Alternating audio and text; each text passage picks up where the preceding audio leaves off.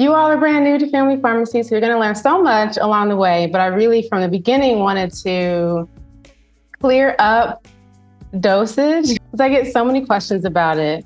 And it is one of those aspects of herbal medicine that if we don't get, there's no right, but if we don't get it right, we don't feel the results that we desire. And so a couple of incidences happened recently as well that really affirmed I need to do this as a workshop. And one of them was that one of our herbal medicine for the soul students, her son, who's 2 years old, had an upper respiratory infection. And she created an amazing blend. It had elderberry, mullein, elecampane. It was perfect for addressing the congestion, shortening the duration of the virus. But she was only giving him less than 1/8 of a teaspoon a couple times a day. So it was okay. Check. That's one thing. Selima, you need to clarify this. Another, many people reach out on Instagram and they're confused about dosages for children. And then I also teach an intro to African American herbalism at Spelman College. And week by week, the students and I, we are going through materia medica, we're making medicine, we're trying it. And then they're like, well, how much do I take? So, okay, let's clear this up. And dosages, they are genuinely a confusing aspect of herbal medicine, especially when you're coming from taking over-the-counter medications or perhaps prescription medications that really give you explicit milligrams, times of day, whether you're a child, whether you're an adult. It's very precise. And that doesn't really happen here. You know, when we're looking at these products, it's telling us 200 milligrams. It's telling us, here's how much I take. Here's how much my child takes, very precisely. When we're looking at Tums, here's how many milligrams is in it, and here's how much I take. Sometimes, now we're getting into some of our multivitamins and our supplements, sometimes we see how much by volume to take, but we don't necessarily know the milligrams that are in it. And certainly with more herbal medicine, depending on how large the company is and whether or not someone can do laboratory testing for their supplements, that's really going to be the guideline of whether or not we can say precisely how many milligrams is it and how much to take at this amount of time with this level of frequency. But and as home herbalists, which is what you all are becoming, it can be really confusing to think about how much do I give myself, how much do I give my child, how much and how frequently. So I want to clear that up. And I think that precise dosages in herbal medicine is not really a thing. It's a very fluid modality because people genuinely do respond very differently to plants. And this is allergies aside, contraindications aside, just based on your own constitution, based on your own metabolism, you can respond very differently to elderberry, because most people know elderberry, than I do. We can meet 10 different herbalists and they all may have 10 different ways of supporting their clients with herbal medicine. They may have their own dosing guideline. My philosophy is to start low and go slow to see how are you responding and then increase as necessary. But I know herbalists who start with mega doses. And their thinking behind that is to push the body, force a response out of the body quickly, and then perhaps decrease as necessary. So very different philosophies. There's no right or wrong. This medicine really requires us to pay attention to our bodies, pay attention to how we're responding. If you are giving medicine to children, pay attention to how they're responding. You have to be really diligent. Can't walk away. We'll set a timer. I want to know how you feel in 20 minutes, and then I want to know how you feel in 40 minutes before I decide to give another dose, especially if it's a plant that, I'm getting to know it for the first time as well. So we kind of everybody in our house, if I'm learning something, we're all learning it because it helps to shift the energy of the house. How does everybody respond to this plant? And also, I want to pay attention to what are the reactions that happen, especially Niles. He's our son. He's 9, so it's very verbal. It's very different from babies, which have their own way of showing their response in their bodies. But he will say, this is how he feels. And that's so helpful. And then you also have to pay attention to any physiological changes that may be taking place.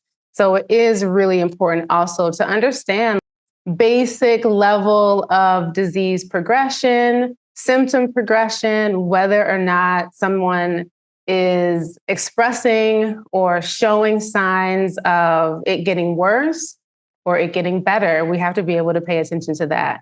And so that's why within family pharmacy and within the curriculum, we always do all of my teaching. I always talk a little bit about the anatomy, the physiology, the pathophysiology, because if we don't recognize these things, similar to, the student who came into the shop, she was like, I don't know if it was working or if it was making it worse. And it's, oh, okay. We have to know a little bit more about what signs we're looking for. And so you're going to get that as you go through the different body systems. When someone is sick or when we don't feel well, we typically don't make our best medicine. We typically don't make our best choices because we're overwhelmed and we might be worried. And we don't, especially when it comes to children, we don't want to make a mistake. That student, she was doing the right thing. That was such a great formula. It's perfect. But in her fear, she stopped giving it to him. Well, we don't want that to happen. So as you're going along the way, know that those anatomy, the physiology lessons, those are really, really important.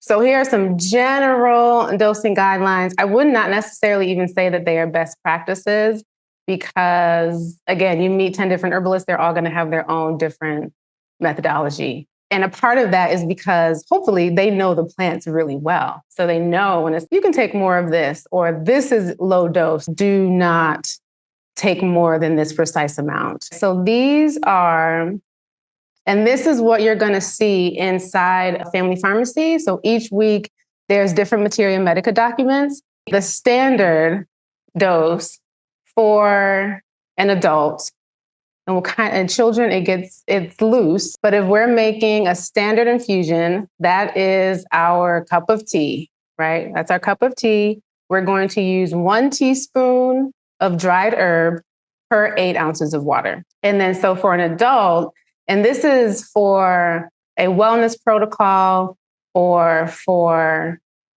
chronic issues, that tends to be 1 cup 2 to 3 times a day. That's just our baseline where we begin. If you're drinking something that is just for pleasure, it's just a beverage tea, that just may be 1 cup a day. But and what you're going to develop along the way is your own herbal practice. And so if you're taking something and you're wanting to see physical shifts, mental and emotional shifts, this is our wellness protocol and our chronic protocol. But that is 1 teaspoon of dried herb to 8 ounces of water, and 1 of those 3 times a day for an adult. For a child, 1 to 6, you would give them 1/4 of a cup 3 times a day. If they're 7 to 12, 9, Niles is 9, he gets what we get, but if you don't feel comfortable doing that, it's 1/4 of a cup, 1/2 of a cup 3 times a day. And then babies, I was thinking back into when Niles was a kid, and it was around a tablespoon, enough for them to sip on. No honey for babies. You could add it to whether it's formula or bottle. You can add it without it diluting it. You don't want to get in the way of their fluid intake, especially if they're on formula or if they're on breast milk, because that's their nutrient intake. So it's usually sips. It was around a tablespoon 3 times a day. For fresh plants, I didn't cover fresh plants, but you'll get more instruction on fresh plants. The difference with fresh plant infusion is that we already have water content in them. So if you're going out and you are foraging, I went out and picked some violet the other day. It tends to be, if I were to kind of crumple it all up, maybe instead of a teaspoon, it's about a tablespoon. And then because there's already water content in the plant, that means that the cell walls are still intact. So you kind of need to break it up some to start to break the cell wall so that when it's making the infusion, the water can penetrate the cell wall and get the medicine out. Does that make sense? Give me a thumbs up. Okay. And then the alternative is to just let it wilt for 24 hours and then you'll have dried plant. For tinctures, all right, so this is our tincture. So this is a tincture of lobelia and vinegar, I believe. And usually on instructions, you'll see you're giving a dropper full. So that is usually squeezing. And it's never going to be all the way full. It's usually, if you were to count it out, it depends on the dropper, it's about 20 drops. And so that dose for adults, typically one dropper full, be 20 to 40 drops, depending on the dropper, 3 times a day. And our tincture ratios, they vary because it depends on the plant. But that ratio means how much herb per solvent, and in this case, whether it's vinegar or alcohol. So sometimes it's a 1-to-3, 1-to-4, or 1-to-5. 1-to-5 and 1-to-4 tend to be more common, but at home, you can make your tinctures at any strength that you desire.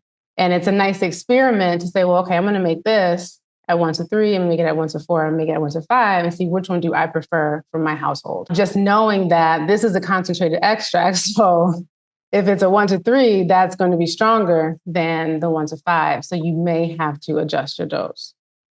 For children, about 5 to 10 drops, 3 times a day. And then babies, 1 to 10. 10 might be pushing it for a baby 3 times a day.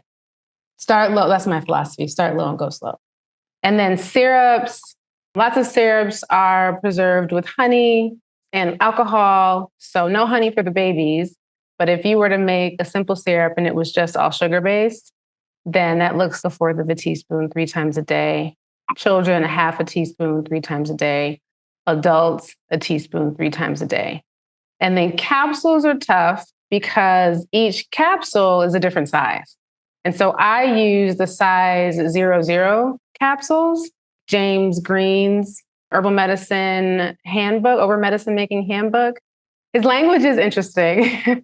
It's funny, but he has some really good guidelines in terms of, generally speaking, we're trying to get in 2 to 3 grams of our herbs a day if we're on a protocol. So that's 2,000 to 3,000 milligrams. And so I weighed our capsules, and it depends on the density of the herb. It depends on how well we pack it. But for the most part, the 00 capsules, they can hold 450 to 1,000 milligrams of herb. Ours tend to be in the 500 to 600 milligrams range. And so that helps me know, okay, if it's 500, you need to take 2 a day, 3 times a day, so that you get to 3,000 milligrams. But I tend to only do this is the capsules that support diabetes, or the capsules that support menopause, the capsules that support joint health, where we tend to need a little bit more support in that area. And now, when do we adjust? So this is where we have a lot of flexibility and where we need to know symptom progression. If you're taking something and it's just for your wellness protocol, this is 18 ounces, actually. I drink this every day of an infusion, but it's a part of my herbal practice.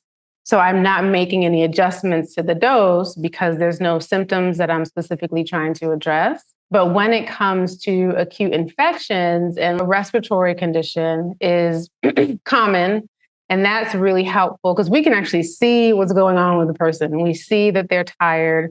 We can feel that they have a fever. We can see or hear the congestion. We can hear the coughing to know, is the cough dry? Is it wet? Is it keeping them up at night? And for acute conditions similar to respiratory infections, perhaps it's a stomach virus, the general rule is to increase the dose and increase the frequency. So an example is with our immunity serum. I can't put all of that on the label, right? That's not, but the general instruction is take 1 teaspoon 3 times a day. At the onset of any of those viral respiratory symptoms, you can increase that dose. That could be a teaspoon every hour. For some people, that could be a tablespoon every hour or every couple of hours. I know those herbs really well, so I can say, okay, yeah, you'll be fine. Some people, they message and I took a tablespoon. Am I going to be okay? I'm like, you're going to be fine. But because it's acute and we know that there is something visible that we can see and we can track the progress, we can increase that dose. And we know about viruses and bacteria, they replicate really quickly. So that 1 teaspoon 3 times a day, it doesn't usually keep up with how that virus or how that bacteria is replicating. And that's causing your body to respond, with more white blood cells. And so it's this, I don't know what's called a battle, but it's kind of this battle. And we need to be able to allow the medicine, we need enough frequency in the medicine so that, the balance shifts. But it doesn't apply. That's why I say there's not necessarily best practices. This does not apply to every herb. Lobelia is one really good example because it's a low dose herb because it causes nausea and vomiting at higher doses. And the reason why is that it's actually a really great antispasmodic and herb that helps to relax the lung tissue, but also helps to relax anywhere we have smooth muscle tissue. So that's our uterus, that's our lungs, our bronchioles, that's our esophagus. But where the esophagus meets the stomach, it relaxes that tissue. And then that's when people start to feel that nausea. So I know people who can only tolerate, 1 to 3 drops of lobelia, where I can have 5. So when it's low dose, it will be indicated. But most of the plants that we're working with here, you all can feel comfortable just trying them, getting used to them, getting to know them without having concern of whether or not it has a side effect that's unpleasant or a response in the body that's unpleasant. Sometimes it's also appropriate to lessen the dose. Think about diarrhea or think about a stomach virus, or if someone is vomiting, they're not keeping fluids in, their body's rejecting it and also trying to cleanse whatever is in and getting it out. And so in that case, that person needs smaller amounts. They may be only able to tolerate sips at a time. And one thing that you can do is, to increase how much medicine they're getting in, you can say, okay, well, instead of doing 1 teaspoon in this cup of tea, this 8 ounces, I'll do a tablespoon, and knowing that that person will take frequent sips because that's all that they can tolerate. And then you'll learn about nutritive herbal infusions or nourishing herbal infusions inside of Family Pharmacy. And those are our plants that have high vitamin and mineral content. So we're thinking stinging nettle leaf, we're thinking moringa, maybe hibiscus, oat straw or milky oats for sure. Rose hips is another good one. Even red raspberry or dandelion leaf. Those are the plants that have, chickweed is another one. Like a lot of high vitamin mineral content. They tend to be, our weeds actually tend to be some of our safest herbs. Most people don't have reactions to them, be that an allergic reaction or just kind of discomfort. And so for our nourishing herbal infusions, that quantity increases. So instead of 1 teaspoon to 8 ounces, I'll make a family infusion, and that's 1 cup by volume of herb to half a gallon. And we will drink that throughout the week. Any questions, thoughts? Okay. Some of the elements that make dosages complicated, I touched on a little bit of these. Body size and composition. One of it is considering how much fluid is in your body. And so that's where the medicine gets diluted and has to travel through our bloodstream, has to travel. And also it considers whether you have more muscle or adipose tissue. Blood flows through these tissues at different rates. It moves faster through muscle. So that's where sometimes we see differences in dosage amount. Particularly where I see it the most when people write it out is with echinacea by body size, and having people do the math around body weight and dose. I don't know the math, but I know that people do it. And the point is, it's similar to for our acute protocol, when we're feeling acute symptoms, we need to take more. But that's in essence what's behind that. Age is a factor as well because our metabolism changes, organ development is different at different stages in our lives. And there's also considerations for the elderly who tend to have slower metabolism, so they may need less. And then, of course, chronic conditions and diseases. There could be organ damage that affects, of course, the liver, the kidneys, but that affects and determines how much the body is metabolizing and clearing the waste. And also maybe there's absorption issues in the gut. So these are the factors that make dosing a little challenging when it comes to herbal medicine. I mean, I think it comes to all medicine, actually. Genetics could be a factor. Say someone doesn't produce a certain enzyme. Enzymes help break down different materials. If they don't have that, then they may not be able to break it down. Of course, our rate of metabolism, especially if you learn more about the Ayurvedic doshas, are a kind of a clear way to think about metabolism. You can often see it too in how frequently people eliminate after they eat. So someone with a really fast metabolism, they may go every time after they eat. Someone who has a slower metabolism, maybe it's once every other day or once a day, once every other day. We want to be going every day. But that rate, paying attention to the rate of someone's metabolism, especially in your own household, you see these people every day, that helps us get an idea of whether or not I can increase the dose of this particular plant or this formula. Pregnancy matters as well. We don't touch on pregnancy. There's a lot of considerations with pregnancy. There's only a few herbs that I feel comfortable saying you can take these during pregnancy, and all else I'm kind of, I'm sorry. You're just going to have to stick it out for these 9 months. And then the method of preparation matters as well. Thinking about tincture, thinking about infusion blends, even thinking about something topical, one of the fastest delivery methods is to put your tincture under the tongue because it reaches the bloodstream immediately through the sublingual veins. So all of these factors help make dosage fluid. I did pull in some online resources for you all if you want to check them out. So the Dispensatory of the United States of America. So before herbal medicine was alternative, it was just medicine. And it's an old document, but it's helpful to know what did the older herbalists do when this was a part of when herbal medicine was the medical practice in the United States. They did have, you can see threads of it. Sometimes it's precise, sometimes it's not. And then PubMed and ResearchGate are online databases, full research on natural medicine. So sometimes we can find there are clinical trials that happen with herbal medicine. They tend to not be in the United States. I think we can all know why that is. And when we do have the research, you'll see if they're doing a clinical trial or any kind of testing on herbal medicine and people in the experiment design, they're going to outline how much was given.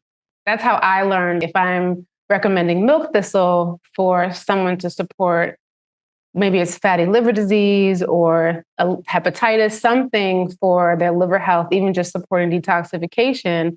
That helped me know, I need to start at minimum with 200 milligrams a day.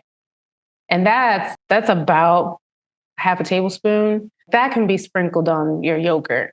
But that was really helpful. It's really helpful sometimes to see it in the literature because they will say, in some experiments, they may have done it at different dosage amounts to see what the response was at each level. So maybe they did, 200 milligrams here, and then, or this group of people, and they did 4 here, and then they did, 600 for this group of people, and then measuring the results after. So that's really helpful. But, depending on where you are in the journey and how science oriented your mind is, this is some heavy reading or light reading, depending on what you to nerd out. This is some of my bedtime reading because it's interesting.